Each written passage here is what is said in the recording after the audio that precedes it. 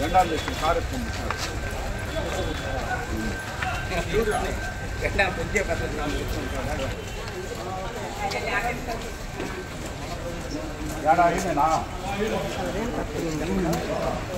Already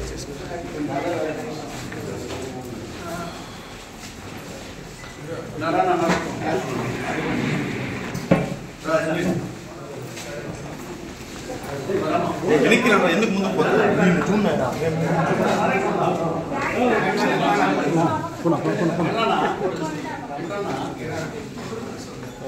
నాకు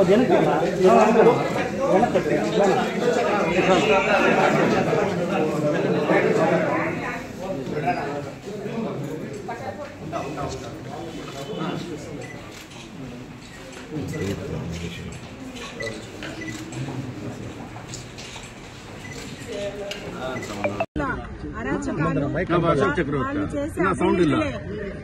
రైతులు వచ్చి ఈ రోజు ఇంత అనుభవిస్తున్నారు. వాళ్ళు ఒక దౌర్జన్యాలు అవినీతి వల్ల ప్రతి ఒక్క రైతు బాధపడుతున్నారు. మునుపెప్పుడు లేని విధంగా రైతులకి ప్రాపర్ ఎరువులు కూడా ఇవ్వలేదు, ఏమి చేయలేదు. అదే కాకుండా ఇప్పుడు మనం చూసినట్లయితే ప్రతి ఒక్క రైతుకి కూడా మేము భరోసాగా ఉంటాము మామిడికాయ రైతులకి అని చెప్పి మొన్న జగనన్న వచ్చి వెళ్లిన తర్వాత వాళ్ళు భరోసా ఇచ్చారు. కానీ అది ఇంతవరకు ఎవరు నెరవేర్చలేదు.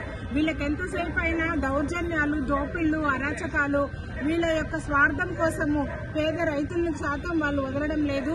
అదేలాగా మనమందరం చూసినట్లయితే రైతు ఆపద్బాంధవుడైన రాజన్న గారి బిడ్డ అయిన జగనన్న గారి ప్రభుత్వంలో మనం చూసినట్లయితే ప్రతి ఒక్క రైతుకి ముందుగా నిలబడి ఆర్బీకే ద్వారా రైతు భరోసా కేంద్రాలలో ప్రతి ఒక్క రైతుకి వాళ్ళకి ఎంతెంత ఎరువులు కావాలో అని ప్రాపర్ గా సప్లై చేస్తున్నారు. ఇప్పుడు చూసినట్లయితే వాళ్ళకి ఎంత క్వాంటిటీ ల్యాండ్ ఉండి ప్రాపర్ సప్లై వాళ్ళు సెంట్రల్ గవర్నమెంట్ ఇస్తా అన్నా కూడా వీళ్ళ యొక్క అవినీతి అరాచకాల వల్ల రైతులకి ఏమాత్రం అందకుండా వాళ్ళనందరినీ మోసం చేస్తున్నారు. ఇదే మేము ప్రభుత్వాన్ని కోరుకుంటున్నాము. రైతుల కన్నా మీరు ఆదరించండి. విద్యకి ఎట్లా మీరు ఆదరించలేదు, చదువుకునే పిల్లలకి మీరు అన్యాయం చేస్తున్నారు, ప్రైవేట్ కాలేజెస్ చేస్తున్నారు, ప్రతి చోట అన్యాయమే చేస్తున్నారు. అదేలాగా రైతులకు కూడా అన్యాయం చేస్తున్నారు.